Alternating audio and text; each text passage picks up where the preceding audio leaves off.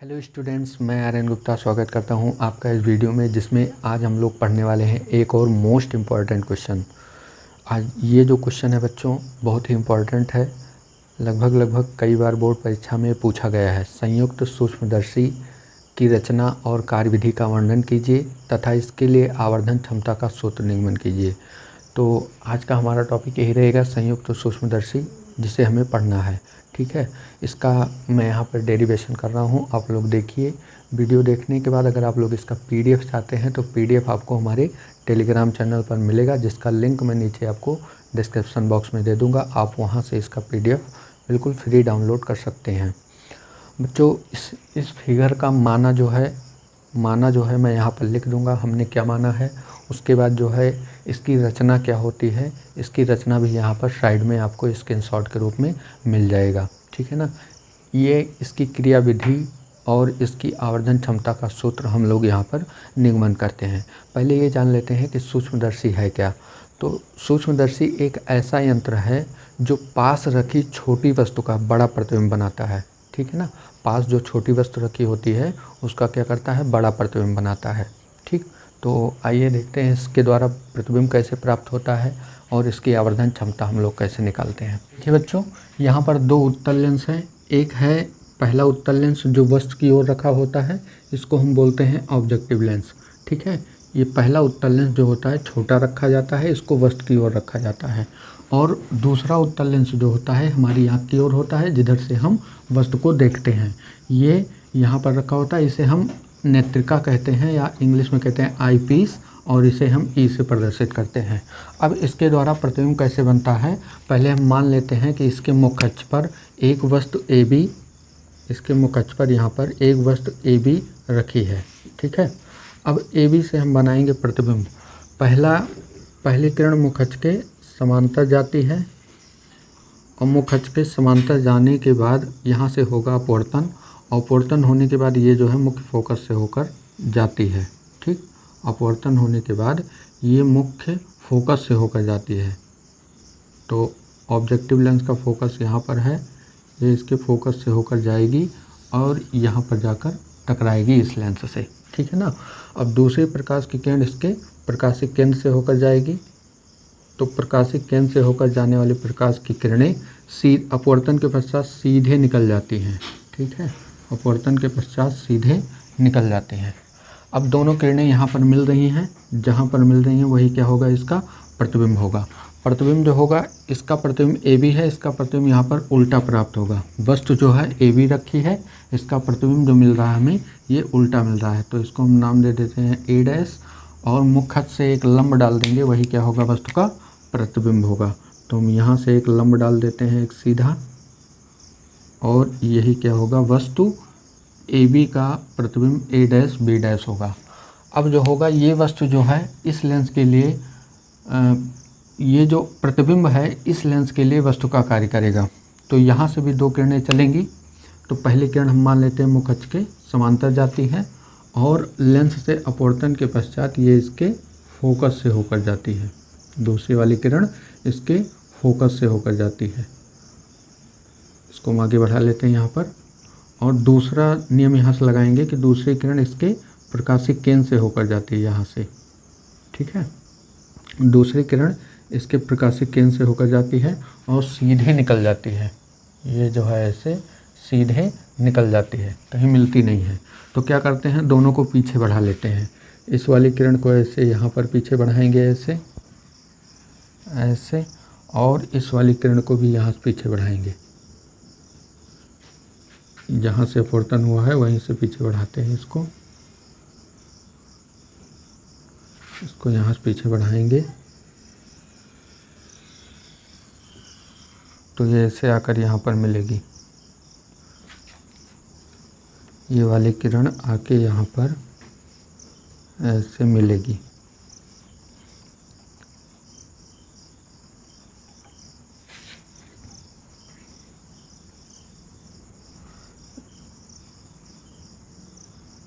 इसको डॉटेड ही बनाइएगा आप लोग, डॉट डॉट करके इसको ऐसे खींच लीजिएगा यहाँ तक, यहाँ पर आकर मिलेगी दोनों। इसको भी हम डॉट डॉट कर देते हैं।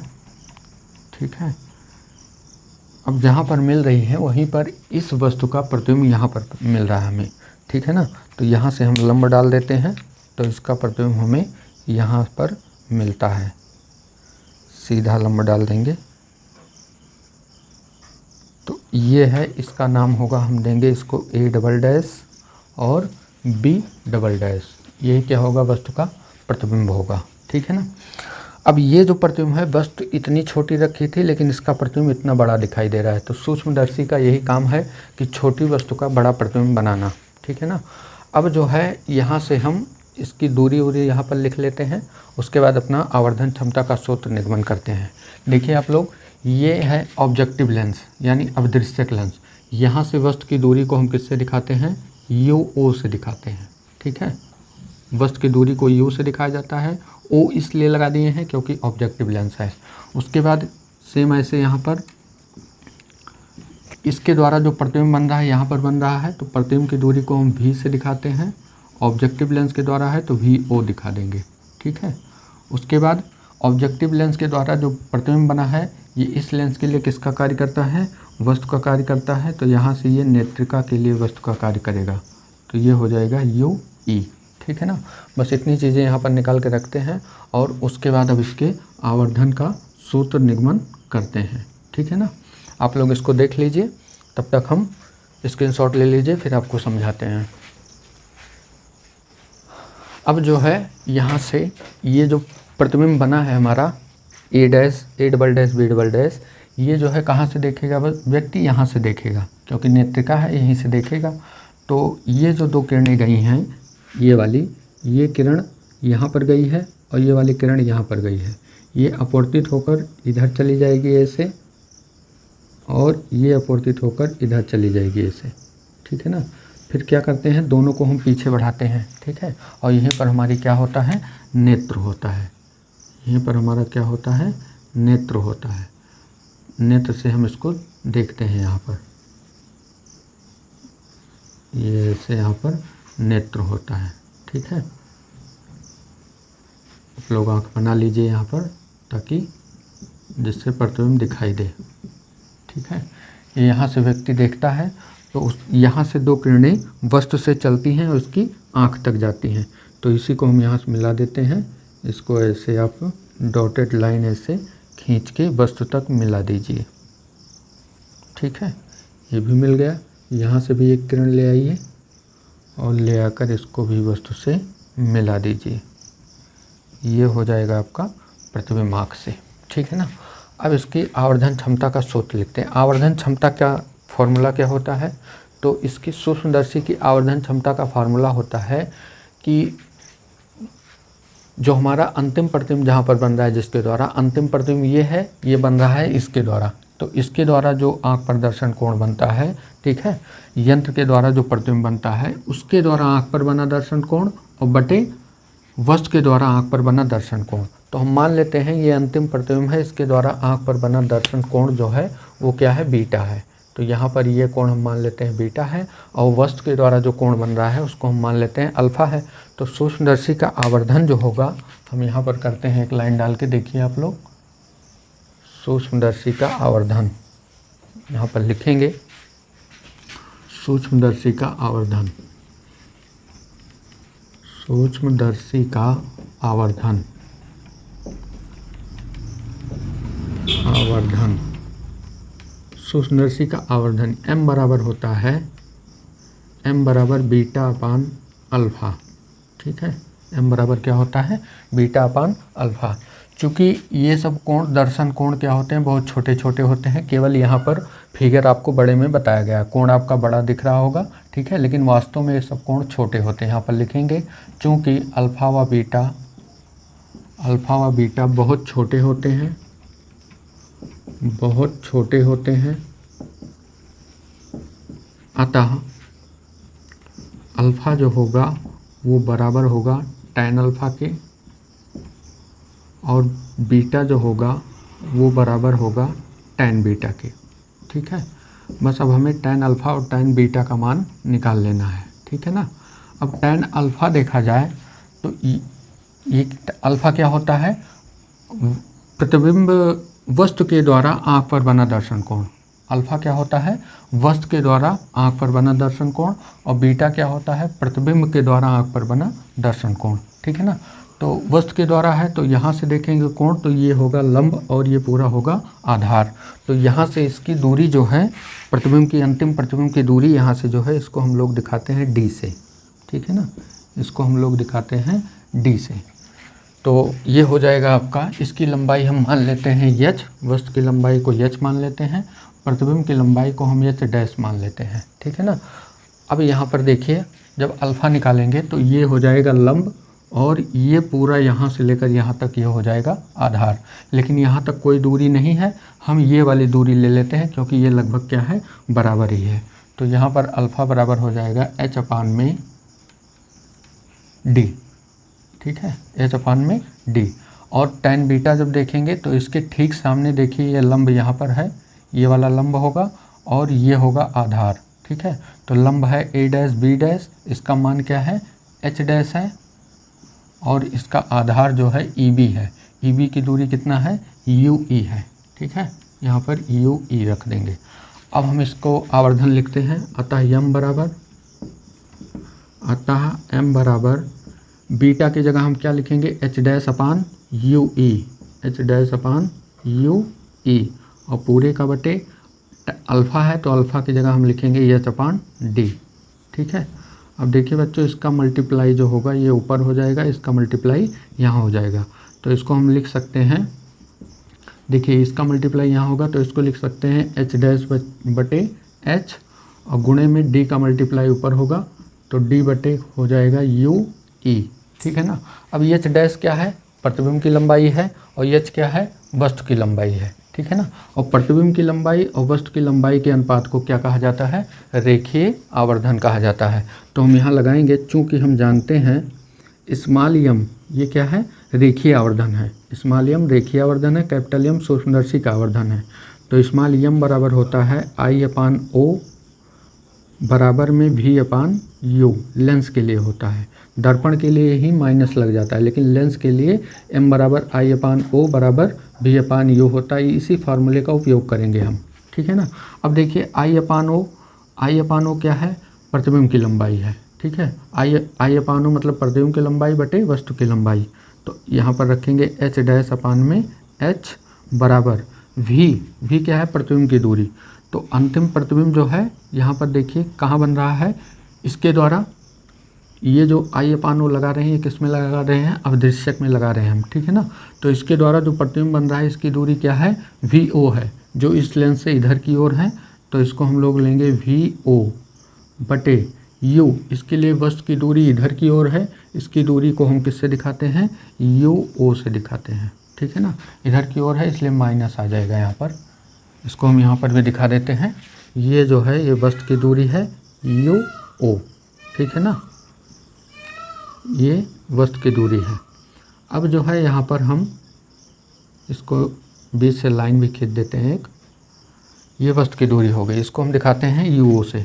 अब यही एच डैश अपान एच का मान जो है यहाँ पर रख देंगे। ठीक है, अतः हम मान लेंगे, अतः m बराबर क्या हो जाएगा, जहाँ पर एच डैश अपान एच है वहाँ पर रखेंगे हम, ये माइनस ऊपर चला जाएगा, minus v o upon u o, और गुणे में डी अपान में क्या हो जाएगा, यू ई।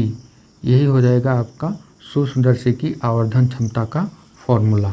ठीक है ना। फॉर्मूला तो यहाँ हमें मिल जाता है, लेकिन जो है इसमें दो कंडीशन हम लोग लगाते हैं। ठीक है ना। अब कभी कभी इस कंडीशन में सूक्ष्मदर्शी की लंबाई पूछता है, तो सूक्ष्मदर्शी की लंबाई का मतलब हुआ दोनों लेंसों के बीच की दूरी। सूक्ष्मदर्शी की लंबाई आपको सिर्फ इतना बताना है कि दोनों लेंस कितनी दूरी पर होते हैं। सूक्ष्मदर्शी आप लोगों ने देखा होगा इतना बड़ा होता है। ठीक है ना, एक तरफ वस्तु रखी जाती है नीचे की ओर और ऊपर की ओर से हम देखते हैं, तो इधर भी लेंस लगा होता है, यहाँ भी लेंस। तो जहाँ पर लेंस, दोनों लेंस जहाँ पर लगे हैं उन्हीं के बीच की दूरी सूक्ष्मदर्शी की लंबाई होती है। तो यहाँ पर लिखेंगे सूक्ष्मदर्शी की लंबाई इस दशा में क्या होगी, सूक्ष्मदर्शी की लंबाई बराबर, तो इनके बीच की दूरी को हम कैसे दिखाएंगे, यहाँ से इस प्रतिबिंब की दूरी वी ओ है और यहाँ से वस्तु की दूरी यू ई है। तो ये हो जाएगा V O plus U E. दूरी कभी माइनस में नहीं होती, इसलिए इसको मॉड में रखा जाता है। ठीक है ना, इसको आप लोग देख लीजिए, स्क्रीनशॉट ले लीजिए। इसके बाद जो है फिर हम कंडीशन बनाते हैं इसमें। अब जो है, अब हम यहाँ पर कंडीशन देखते हैं। कंडीशन, दो कंडीशन लगाएंगे कि जब ये अंतिम प्रतिबिंब जो है, ये वाला अंतिम प्रतिबिंब अनंत पर बनता है, ये पहली कंडीशन होगी। और दूसरी कंडीशन होगी जब अंतिम प्रतिबिंब न्यूनतम दूरी पर बनता है। तो हम यहाँ पर पहली कंडीशन लगाते हैं। कंडीशन देखिए, यहाँ हेडिंग डाल देंगे कंडीशन, और कंडीशन में हमारी पहली कंडीशन जो है वो क्या है? पहली कंडीशन, जब अंतिम प्रतिबिंब अनंत पर बने, अंतिम प्रतिबिंब अनंत पर बने, अनंत पर बने, ठीक है। अगर अंतिम प्रतिबिंब अनंत पर बनेगा तो इसके द्वारा जो प्रतिबिंब की दूरी होगी, ई लेंस के द्वारा प्रतिबिंब की दूरी को हम किससे दिखाते हैं? वी ई से दिखाते हैं, ठीक है। ये बराबर हो जाएगा किसके? इनफाइनाइट के हो जाएगा। तो अब हम यहाँ पर लेंस फार्मूला लगाते हैं। तो लेंस फार्मूला जब लगाएंगे तो लेंस फार्मूला किसके लिए लगाएंगे? नेत्रिका के लिए, क्योंकि हम लोग यहाँ पर अंतिम प्रतिबिंब प्राप्त कर रहे हैं। अंतिम प्रतिबिंब हमें नेत्रिका से ही मिलता है। तो नेत्रिका के लिए 1/FE बराबर में 1/VE और माइनस में 1/UE ये होता है। अब सब यहाँ पर रख दीजिए। इसकी फोकस दूरी प्लस में ली जाती है तो 1/FE हो जाएगा, बराबर में 1/VE की जगह हम इनफाइनाइट रख देंगे, और माइनस 1/UE। UE यहाँ इधर है, किधर? लेंस के बाईं ओर, तो बाईं ओर की दूरी माइनस में ली जाती है तो माइनस UE हो जाएगा। यहाँ से 1/FE बराबर में इनफाइनाइट से जब 1 को भाग लगाएंगे तो 0 आएगा, इसको छोड़ देंगे, माइनस माइनस प्लस हो जाएगा, 1/, में क्या हो जाएगा? UE। या हम इसका क्रॉस मल्टीप्लाई करें तो UE बराबर आएगा FE, ठीक है ना बच्चों। ये क्या है? वस्तु की दूरी जो होगी किसके बराबर होगी? FE के बराबर होगी। इसका मतलब हुआ कि अगर आपको अंतिम प्रतिबिंब अनंत पर चाहिए तो इसके द्वारा जो, इस वस्तु के द्वारा जो प्रतिबिंब बन रहा है वो इसके फोकस पर बनना चाहिए, क्योंकि जब वस्तु लेंस के फोकस पर होती है तभी उसका प्रतिबिंब कहाँ बनता है? अनंत पर बनता है, ठीक है ना। तो ये UE बराबर FE हो जाएगा। फिर अभी जो हमें आवर्धन का फॉर्मूला मिला था उसको हमने यहाँ पर लिख लिया था और इसको नाम दे दिया था समीकरण नंबर 1। अब इसी समीकरण 1 से लेकर जहाँ पर UE है वहाँ पर हम क्या रख देंगे? FE रख देंगे। तो यहाँ पर लिखेंगे समीकरण 1 से, आप लोग भी जो मिटा दिए हैं, जो आवर्धन का सूत्र मिला था उसको समीकरण 1 नाम दे देना।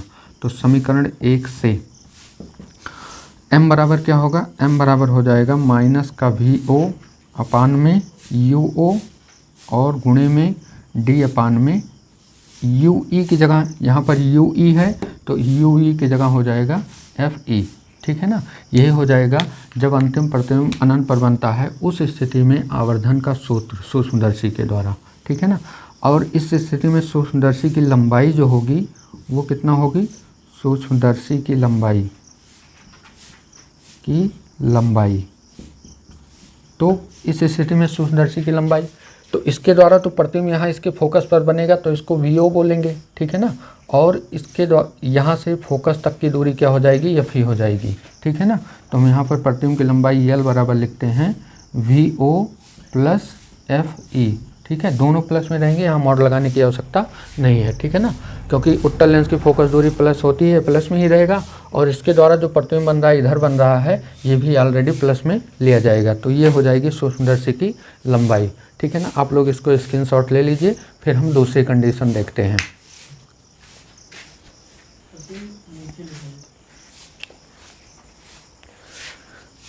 देखिए बच्चों, कंडीशन दूसरी देखते हैं। दूसरी कंडीशन क्या होगी? अभी पहली कंडीशन हमने ये माना था कि ये जो अंतिम प्रतिबिंब कहाँ पर बने? अनंत पर बने। अब हम ये मान लेते हैं अंतिम प्रतिबिंब स्पर्श दृष्टि की न्यूनतम दूरी पर बने। तो हम यहाँ पर लिखेंगे जब अंतिम प्रतिबिंब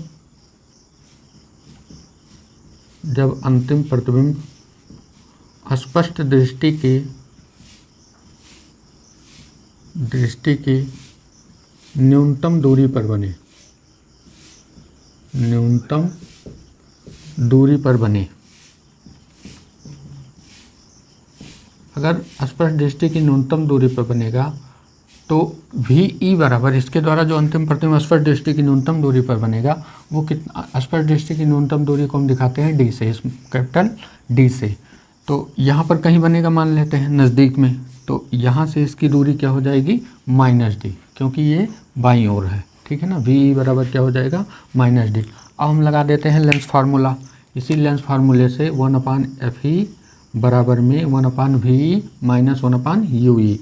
तो फोकस दूरी तो FE ही रहेगी, बराबर में 1/VE की जगह हम क्या रखेंगे -d रखेंगे, और फिर यहाँ पर -1/UE, वस्तु की दूरी इधर की ओर होगी तो -UE लिया जाएगा, ठीक है ना। अब इसका ब्रैकेट हम ओपन कर देते हैं, 1/FE बराबर ये माइनस ऊपर चला जाएगा, -1/d हो जाएगा, और ये +1/UE हो जाएगा, माइनस माइनस प्लस हो जाएगा।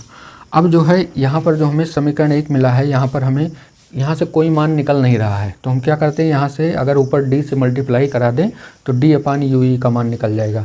तो यहाँ हम लिखते हैं दोनों पक्षों में d से गुणा करने पर, दोनों पक्षों में d से गुणा करने पर देखिए बच्चों, मेन जो आवर्धन का फार्मूला था वो यही है, ठीक है ना। तो जो दोनों कंडीशन लगा रहे हैं, दोनों कंडीशन में जो चीज़ें हमें मिल रही हैं वही मान उठा के इस समीकरण 1 में रखा जाएगा, ठीक है ना। तभी तो आवर्धन का फार्मूला निकलेगा, क्योंकि ये आवर्धन हमने इस फिगर के द्वारा निकाला है।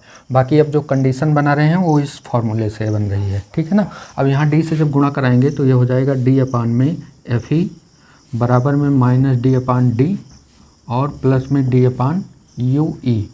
d से d कैंसिल हो जाएगा। यहाँ अगर d/UE का मान निकालेंगे, d/UE का मान, तो -1 इधर चला आएगा, ठीक है ना, -1 इधर आ जाएगा, 1 + d/FE हो जाएगा। अब यही मान उठा के समीकरण 1 में रखेंगे, तो समीकरण 1 में मान रखने पर यहाँ लिखेंगे, समीकरण 1 में मान रखने पर, 1 में मान रखने पर, समीकरण 1 में मान रखेंगे तो यहाँ पर जहाँ d/UE है वहाँ पर इतना रख देंगे, तो m बराबर क्या होगा -VO/UO। अब गुणे में गुणा हटा दीजिए, इसको हम ब्रैकेट में लिख देते हैं 1 + d/FE, ठीक है ना। यही हो जाएगा अंतिम प्रतिबिंब स्पर्श दृष्टि की न्यूनतम दूरी पर बनता है, तो उस कंडीशन में आवर्धन का फार्मूला हो जाएगा, ठीक है ना। आप लोग इसको स्क्रीनशॉट ले लीजिए। यहाँ पर इस दशा में सूक्ष्मदर्शी की जो लंबाई होगी, सूक्ष्मदर्शी की लंबाई वो क्या होगा, ये VO तो ऐसे रहेगा, VO प्लस यहाँ पर इसके यहाँ से फोकस दूरी रख देंगे FE, ये हो जाएगी सूक्ष्मदर्शी की लंबाई। FE जो होता है वो UE के बराबर होता है। अगर UE रखने से आ रहा है तो आप UE रख दीजिए, नहीं तो FE रख दीजिए, क्योंकि अभी आपने पहले कंडीशन में देखा था दोनों बराबर आए थे, ठीक है। यही क्या हो जाएगा, आपका आवर्धन क्षमता हो जाएगी स्पर्श दृष्टि की न्यूनतम दूरी की कंडीशन में, ठीक है ना। आप लोग इसको स्क्रीनशॉट ले लीजिए, डेरिवेशन हमारा यहीं पर ख़त्म हो जाएगा। तो आज के लिए इतना ही रखते हैं बच्चों, मिलेंगे कल एक और इम्पॉर्टेंट क्वेश्चन के साथ। तब तक आप लोग अपनी पढ़ाई करते रहिए, मस्त रहिए। जय हिंद।